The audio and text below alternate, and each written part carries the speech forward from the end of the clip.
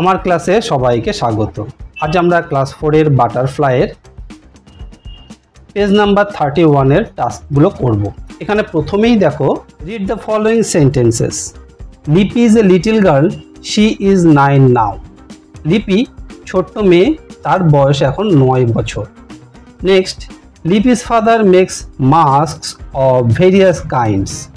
He sells them in the fair.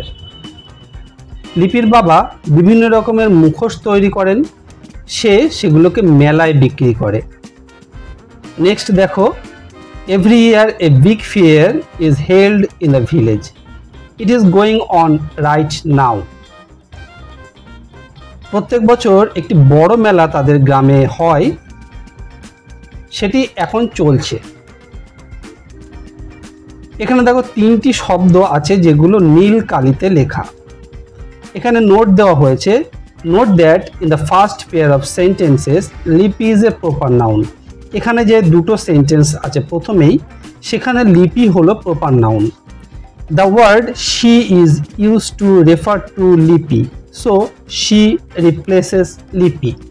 এখানে she দিয়ে লিপিকে বোঝানো হয়েছে আর শি দিয়ে লিপিকে সরিয়ে দেওয়া হয়েছে, অর্থাৎ লিপির পরিবর্তে শি এসছে। আমরা একটু পরে জানবো যে প্রপার নাউনকে সরিয়ে দিয়ে যে শব্দটি ব্যবহার করি সেই শব্দটিকে আমরা কি বলি। নেক্সট দেখো, Lipi's father makes masks of various kind. লিপির বাবা বিভিন্ন ধরনের মুখোশ তৈরি করেন। He sells them in the fair. সে সেগুলোকে মেলায় বিক্রি করেন। এখানে ফাদার হলো প্রপার নাউন, আর এই প্রপার নাউনকে দেখানো হচ্ছে হি দিয়ে, অর্থাৎ এখানে হি মানে হলো লিপির বাবা। নেক্সট দেখো, every year a big fair is held in the village. প্রত্যেক বছর একটা বড় মেলা গ্রামে হয়, সেটি এখন চলছে। It is going on right now. তাহলে এখানে প্রপার নাউন হলো ফেয়ার। এই ফেয়ারটি হলো প্রপার নাউন, আর একে সরিয়ে দেওয়া হয়েছে ইট শব্দটি দিয়ে।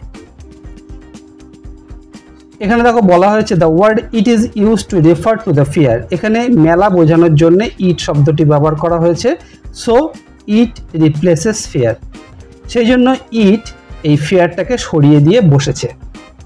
তো এই পর্যন্ত আমরা বুঝতে পারলাম। এবার একটুখানি জেনে নিই যে এই শব্দগুলো, যে শব্দগুলো নীল কালিতে লেখা, যে শব্দগুলো প্রপার নাউনকে সরিয়ে দিয়ে বসছে, সেই শব্দগুলোকে কি বলে? এই শব্দগুলোকে বলা হয় প্রোনাউন, অর্থাৎ নাউনের পরিবর্তে যেগুলো বসে। নেক্সট দেখো কি বলা হয়েছে, অ্যাক্টিভিটি 7। অ্যাক্টিভিটি 7-এ আছে, circle the nouns in the sentences, underline the words which replaces the nouns. যে নাউনগুলো আছে অর্থাৎ প্রপার নাউন, সেই প্রপার নাউনগুলোকে সার্কেল করতে হবে, গোল করতে হবে। আর প্রপার নাউনকে সরিয়ে দিয়ে যে শব্দগুলো বসেছে, একটু আগে বললাম, ওই শব্দগুলোকে বলা হয় প্রোনাউন। প্রোনাউনগুলোকে কি করতে হবে? আন্ডারলাইন করতে হবে।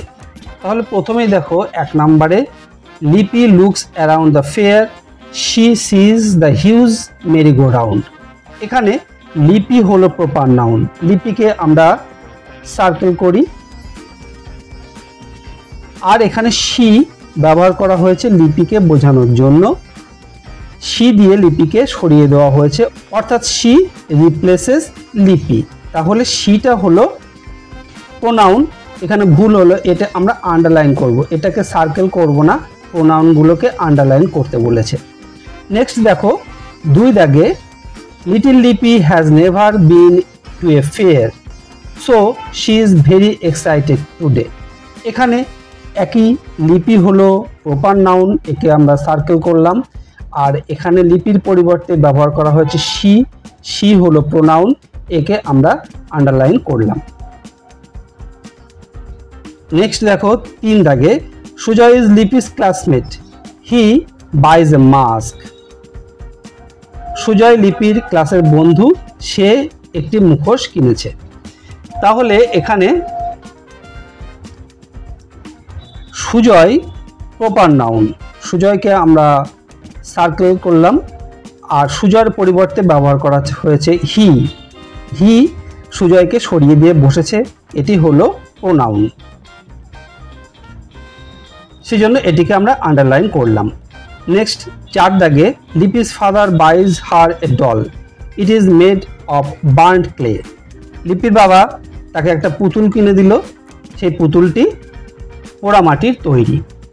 তো এখানে দেখো ডল, ডল হলো প্রপার নাউন, আর ডলের পরিবর্তে এটিকে ব্যবহার করা হয়েছে ইট। ইট রিপ্লেসেস ডল, তাহলে ইট হলো প্রোনাউন আর ডল হলো প্রপার নাউন। আশা করি বিষয়টি তোমরা ভালোভাবে বুঝতে পেরেছো। ভিডিওটি ভালো লাগলে অবশ্যই একটি লাইক করো আর তোমার বন্ধুদের মধ্যে শেয়ার করে দিও, তাহলে তোমার বন্ধুরাও শিখতে পারবে। আর এই রকম ভিডিও আবারও পেতে চাইলে চ্যানেলটি অবশ্যই সাবস্ক্রাইব করে রেখো। খুব ভালো থেকো, দেখা হবে নেক্সট ক্লাসে। Thank you.